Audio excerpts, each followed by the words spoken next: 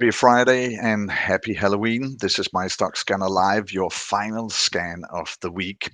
We'll break down the headlines, spotlight the numbers, and see who passes the three-point playbook.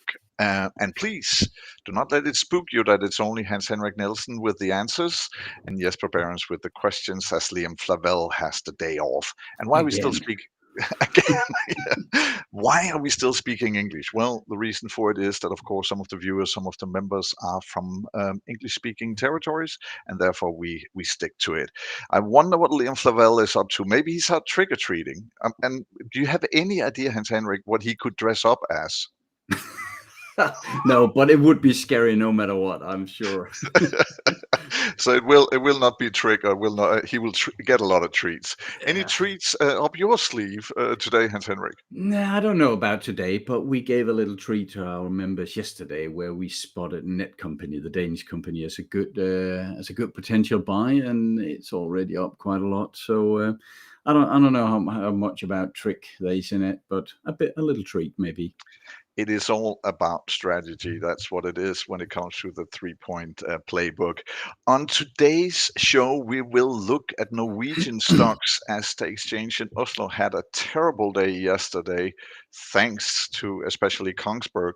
We'll also look at Danish stocks, as it is Friday, and that means that we have Friday face-off, where we pit two stocks against one another. That's DSV versus NTG Nordic. We stay in the transport industry for that one.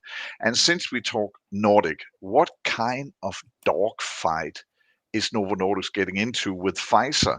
A fight about Metsera. We'll talk about that. And we will not forget that there was earnings from Apple, Amazon, and Eli Lilly as they came out with numbers yesterday.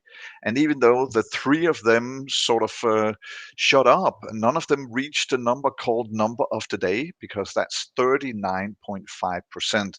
Where in the world that is relevant, we will tell you at the end of the show.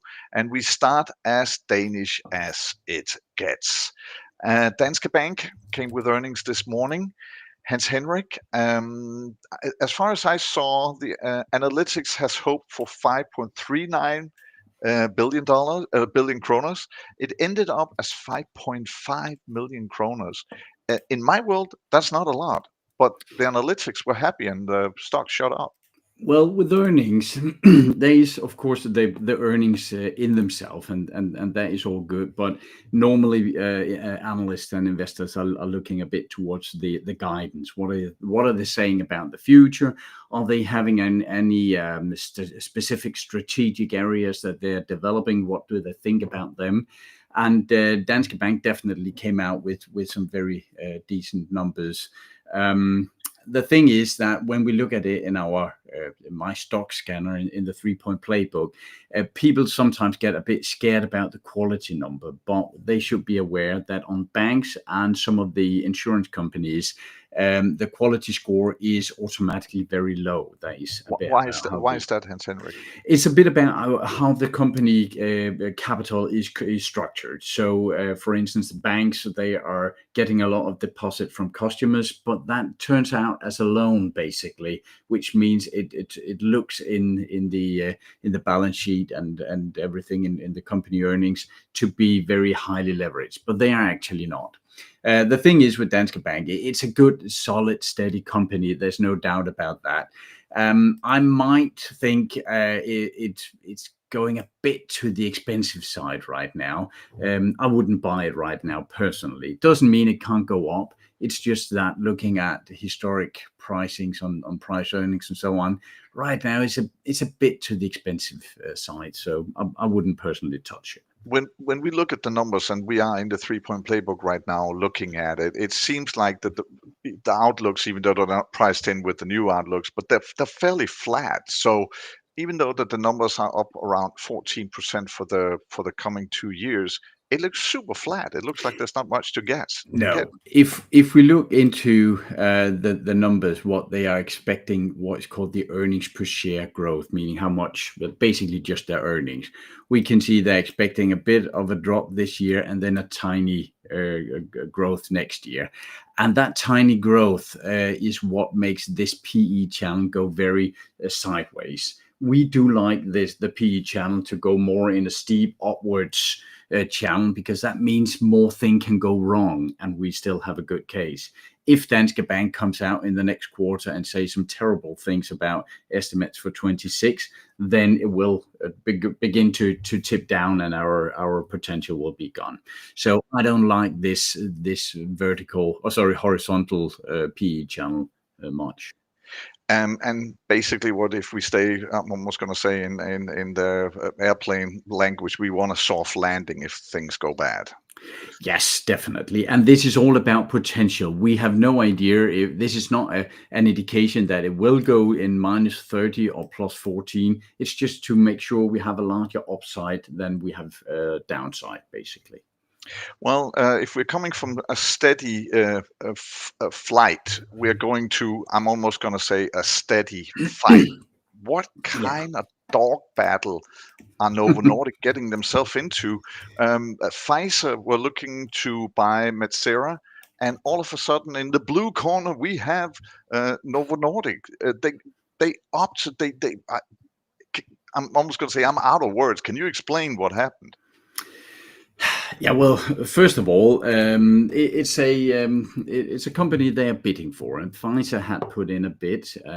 Can't even recall if it was 36 or 38 billion, something like that. And then Novo came out and topped that with 48 billion, something like that. I'm not an expert on that company they're bidding on, so there might be some overall strategic considerations here. I hope there is something that I haven't looked into. However, just looking at the graph here, let's just make it a bit less noisy. Some days ago, both in the article yesterday and to our members a couple of days before, we drew this formation here. This is something called a head and shoulder formation. And we said if that bottom line here, what's called the neckline, if that is broken to the downside, then often we see some more movement down. And that is what we are seeing right now. The stock is down, what, 2.5%. 6.5% since a break here. Yeah. And we have put a target on around 280, 290. Right now, the trend is in a way that even though the potential merger or purchase of this company is perfect for them, I wouldn't touch it. It seems like the big guys in the market are selling out. Well, I thought you promised not to be spooky today, but that's spooky enough. Yeah, if you have Novo stocks, I was going to say that's a big downturn that you're expecting. I said today 2.5% down right now at this moment in the market, and you wrote an article. Look it up both on social media but also on the platform, and read about it, because you're kind of leaning towards that it could be 280, 290. You're not and there's no magic in that. It's not because I have some magic crystal ball. This is all based on stats where we can see what has happened 1,000 times before when we see something like this. So it's all based on stats, and we're not trying to predict anything.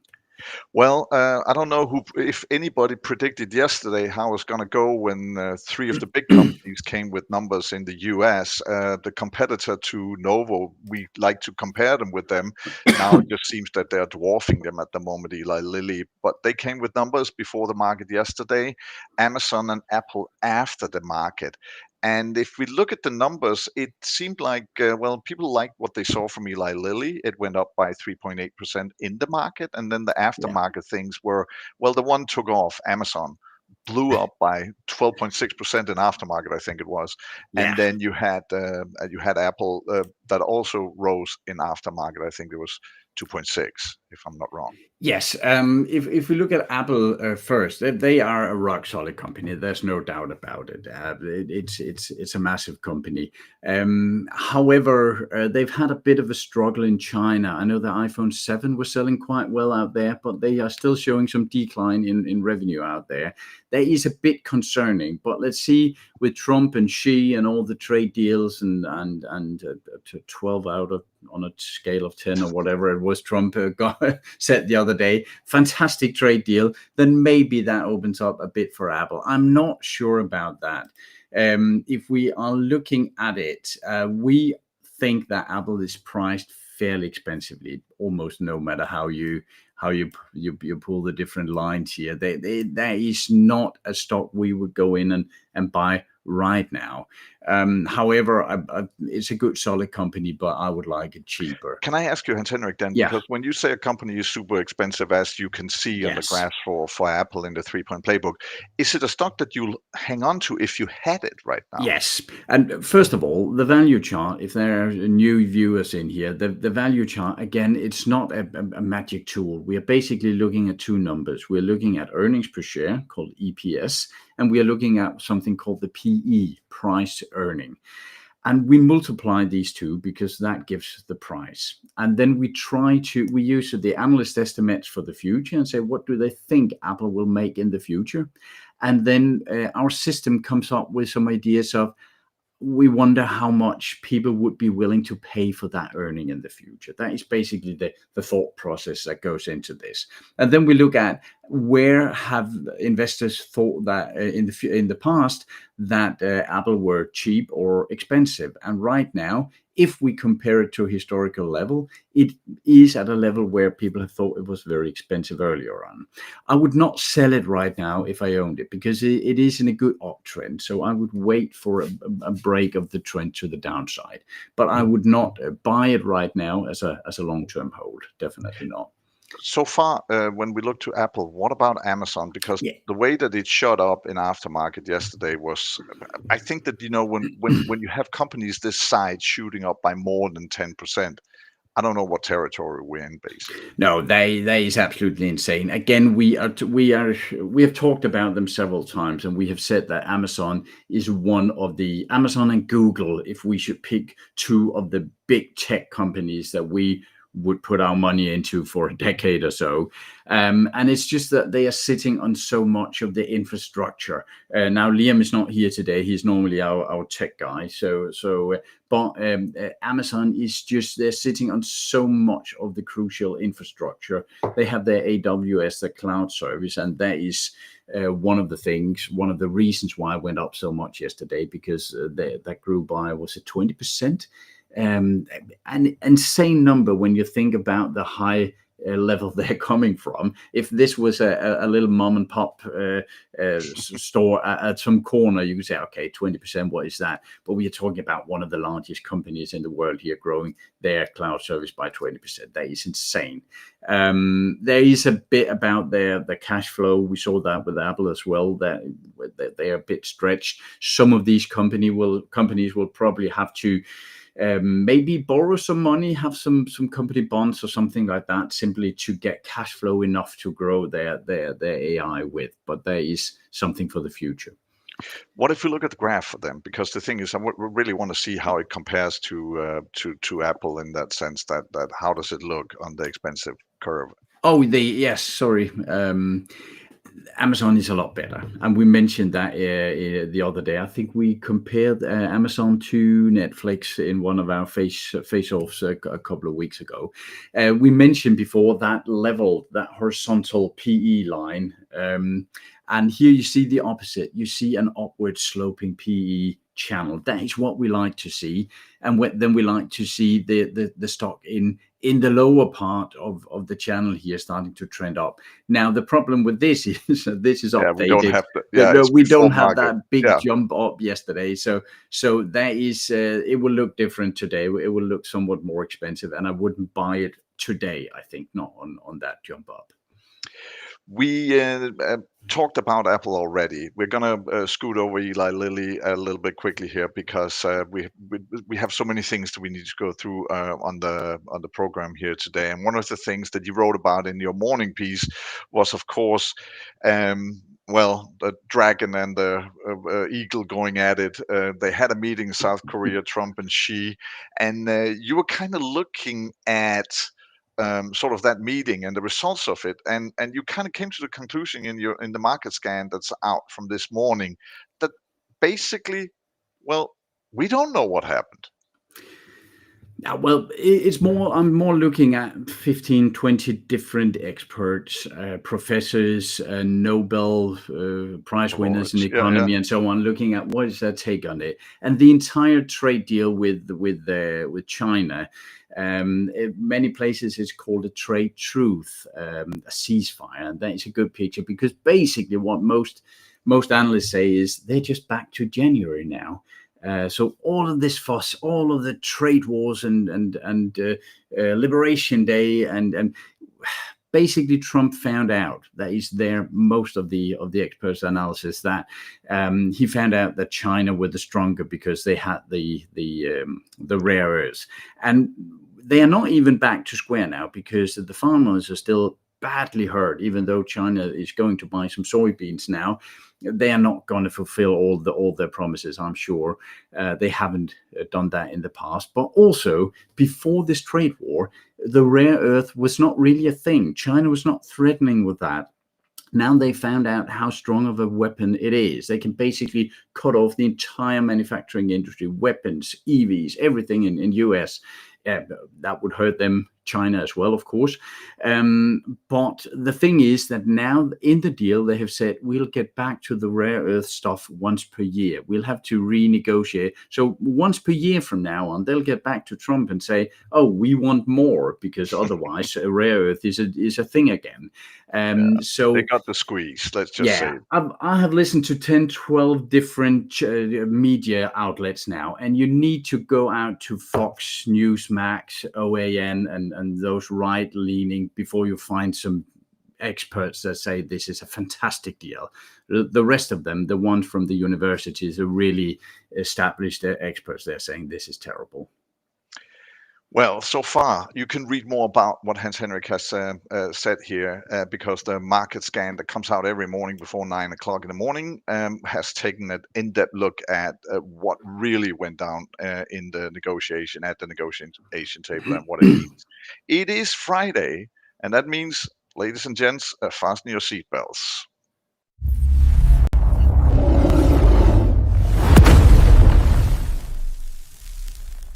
We have what we call the Friday face-off. We pit two stocks against one another. And since Liam is out trick-or-treating at the moment, we kind of decided it should be Danish stocks. And I thought that I would do a theme about transport industry, which meant that we took DSV and pitted it against NCG Nordic. Yeah, big time. Any of them worth a closer look when it comes to a buy, Henrik? What do you think? Yeah, well, in our face-off, we mostly, let me just show my screen here. We mostly look at point 1 and point 2 in our playbook, meaning the timing part is not that much of a focus. I could say they're both in a downtrend right now, so they're not an instant buy. DSV, of course, is the bigger one of them. They are the big brother. They have some. Both of them have had a bit of trouble with their earnings. DSV had it. We can see here they had a drop in 23 and 24. Then it leveled out, and in 25 it seems like they're growing a bit, and then 26 it seems to be shooting off.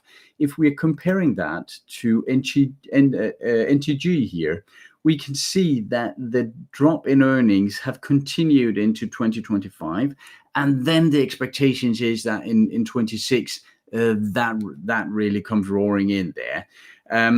Just overall, DSV is a better quality. They are larger, they are more consolidated, and so on. If we look at the two, let's go back to DSV and look at the pricing here. We can see that they have been going sideways for quite a while here, and that is a good point. That when the PE channel starts to go up, if a stock then goes sideways, then eventually it will basically grow into being good value, into being cheap, because earnings catch up. And what it seems here is we can see there's a small growth here, and then it starts to take off. That means there is some very good potential in here. These are with PE numbers between 22 and 32. And there are potential between 11 and 62% here.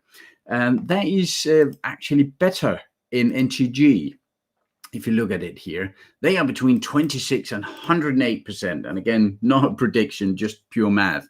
The thing I don't like here is that the PE channel is still heading downwards, meaning we have to count on them being right in their estimates, or the analysts being right in their estimates about next year. Whereas in DSV, they already turned it around. They already started growing again. So if I should choose one of these, it would be DSV. However, there could be more speculative traders that say we can get this cheaper, and then we bet on they get this big turnaround and it's going through next year. We hope for a lot of international trade and no new trade wars and all that stuff. So for the more speculative trader, there can be a bigger upside in NTG. I would personally go for DSV because I'm a conservative old guy. Well, in that sense, you should be dressed up as Warren Buffett almost. But the thing Yeah, is for Halloween. But the thing I'm is almost as old. no, but you always say that it should be as boring to invest in stocks as it is to watch painting dry. So, Exactly. well, yeah, let's go to a place or a stock that didn't that weren't that boring yesterday. And I'm sorry to say for the Danes who had it, Kongsberg. Uh, well, the ship is sailing here in our little video on screen, but it almost sank yesterday as it brought down the Norwegian Stock Exchange to, I think it was over 2% that it went down, and Kongsberg was down more than 18%. It took down Höegh Autoliners in almost rammed it because it went down by 6.7%. What happened, Hans Henrik? Well, first of all, there were earnings, but I think the major dip here was also that they came out saying that they are taking their marine part out of.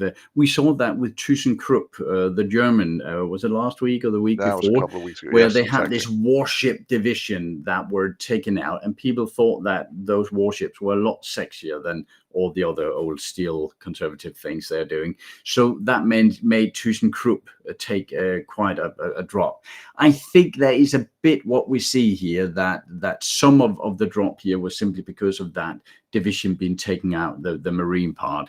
But again, a bit disappointing on the earnings and the revenue. So that was definitely a part of it as well. We wrote about it and said here that it looked like an interesting stock, but we never buy into earnings and we never buy stocks straight up in this 200-day moving average. But the thing is that we had an email at FOMO@MyStockScanner.com, which is the way to write us and ask questions. And of course, I'm almost going to say it's the question we almost get every time that we broadcast. Is it a buy the dip situation? This is what I would call trying to grab a falling knife, which is never a good idea. People that think they can predict where the bottom is a stock are, sorry, they're naive fools. You can succeed in it, but it's a bit of a chance game. We do like the math. We do like the good statistical edge, and we personally, at least, I can't find an edge in trying to find these dropping knives.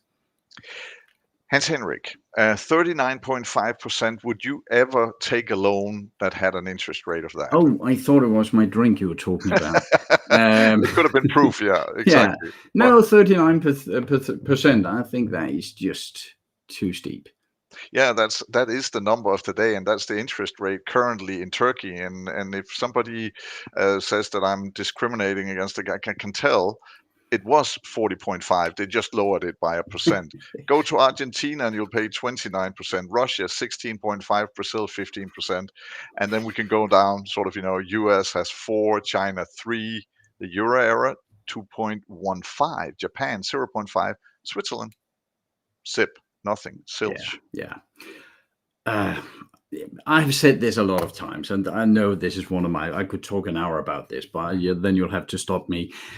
The thing is that if you look to US, the dollar is what is called the reserve currency, meaning that is what commodities you trade in. If I should buy oil from you, we would settle it in dollars or gold or copper or whatever. That means there is a constant request to buy dollars, which means they are basically allowed to print all the dollars in the world they want. without their interest rate and inflation skyrocketing. Because the reason why, for instance, the what was it? Was it Turkey? The Yeah. high one, 39.5. That is because they've had a lot of inflation. That means that the money is getting worth less. When that happens, people say, if I'm going to loan money out to you, I want a higher interest rate because my money is worth 40% less in a year. So the fact is that US can print billions and billions and billions of dollars without getting that higher inflation, or at least they're used to. Let's see if that is still the case. So they don't have the high inflation, meaning interest rates is not going up. Investors think US is solid. The second US loses their reserve currency status, with the economy they will have interest rates on 15-20%, just like that. Ooh, a prediction. But it could be a trick or treat, that one. We It will don't not be know. from day to day. Let me just say, I'm not saying it will happen just overnight. I would be worried if that happened, that's for sure. We're at the end of the show today. We ran over a little bit, but there's so many things in the news that we needed to touch on. When we are back on Monday, it's with the 3 Point Playbook portfolio. That means that we open that book, see what has been bought and sold. Right now, the 3 Point Playbook portfolio is sitting on, I'm looking up at my screen here, 32% clear right now. That's before the market opens this morning. So we shall see how it looks on Monday. When we are back also in next week, we're going to have a Tuesday poll, a little bit different one, because we're going to take quotes from Warren Buffett. Because on Yeah. Monday, there will be the last time we'll see him on stage at Berkshire's yearly meetings, or the earnings meetings. That happens on Monday. And talking about earnings, well, we have a full lid. We have Palantir on Monday. We have AMD, Shopify, Uber, Costco, Toyota, Novo Nordic, of course, not to forget that, Vestas, a string of Danish companies. It'll be busy next week as well, Hans Henrik. Yeah, not as bad as this week. This was a killer week, and the Fed meeting and everything. That was a tough week. Yeah, but you're still not going to cheat us for our weekend wrap that comes out on Sunday. Have any Oh, ideas? Do no, you want to pitch absolutely not. anything? You have Now anything there will on your definitely block? be some trade war, some China deal in there. There'll be some interest rates. There's some really worrying, scary stuff happening in something really nerdy called the repo area, repo interest rate. So I will nerd a lot about that. Well, it'll be on Sunday that you can read the weekend wrap that Hans Henrik puts out. Sometimes on Saturdays, keep out on the platform as well. He might give some of the videos that can inspire you to do your tradings better. That's a wrap for Friday's MyStockScanner Live. We made it all through the week. Now make it count. Keep it simple when you do your trading. It's quality, it's upside, and it's timing. And we will see you on Monday at noon. For now, happy investing, happy Halloween, and have a nice weekend. See you guys. Yeah, bye. Bye.